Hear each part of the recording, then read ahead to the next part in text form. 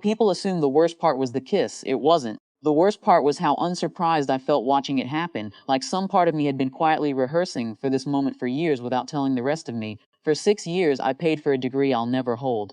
Not officially, his name was on the diploma, his name was on the transcripts, his name was on the little plaque he hung in our hallway, but my name was on the loan statements. My overtime paid the difference between his scholarship and his tuition. My canceled trips paid for his conference fees.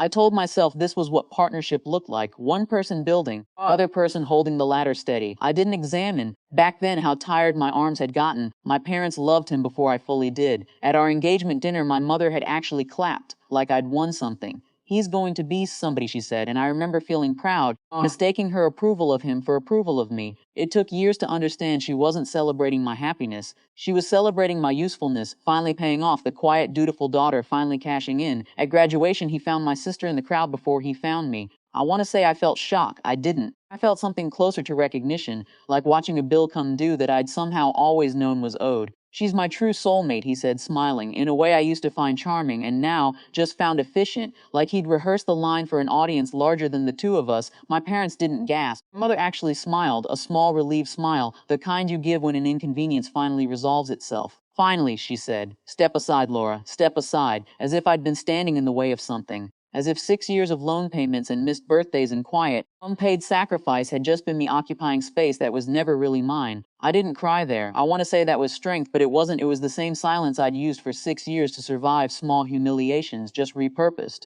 I'd learned long before that day that reacting rarely changed anything in that family. So instead of reacting, I started remembering every payment, every account, every year I hadn't taken a job I wanted because we needed stability while he finished. I didn't say a word to my sister. She wasn't the architect of this, just someone who wanted an easier version of a life she didn't understand had a cost. I almost pitied her. Almost the weeks before the hearing, I did something I'm not proud of enjoying. I got organized, not out of vengeance, but out of habit. The same instinct that had once made me track his tuition deadlines now made me track every joint account withdrawal, every loan repayment with my name on it, every year of tax filings that quietly proved what 6 years of marriage had conveniently blurred. At the hearing, his lawyer made the case simple. Mutual contribution, shared history, an amicable split assumed to favor the degree holder's future earning potential, as if potential were something he'd built alone in a room with no help. I didn't raise my voice. I handed the judge an envelope. Inside were the loan statements, the bank records. 6 years of financial history that told a story neither side had actually said out loud, that his education hadn't been a shared investment in us. It had been an investment I made alone,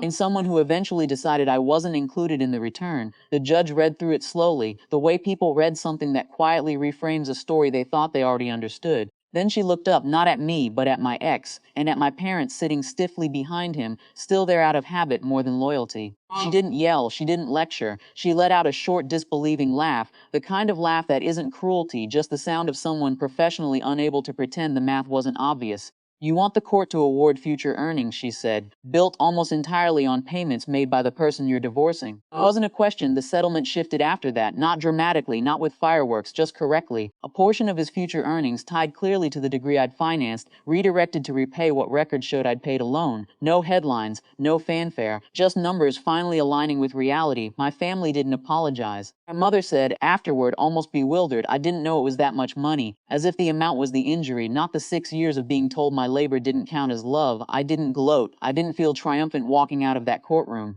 I felt something quieter, harder to name, vindicated, yes, but also strangely hollow. Winning an argument nobody should have had to make in the first place. My sister and I don't speak much now. Not out of anger exactly, more out of exhaustion, the kind that comes from realizing a relationship was never quite what you thought. My parents still call, occasionally, careful now in a way they never used to be. They're recalculating who I am. I think about it sometimes, how easily a family can rank its daughters by convenience, how easily love can be repackaged as labor without anyone naming it that way until the numbers force them to. I don't regret paying for those 6 years. I regret not asking sooner what I was actually paying for. The judge's laugh stays with me more than the settlement does. Not because it humiliated anyone. It didn't, not really, but because it was the first time in years someone in a position of authority looked at my life and simply said, without flourish, this doesn't add up the way you assumed it would. I didn't get closure. I got clarity. Some days, that's close enough.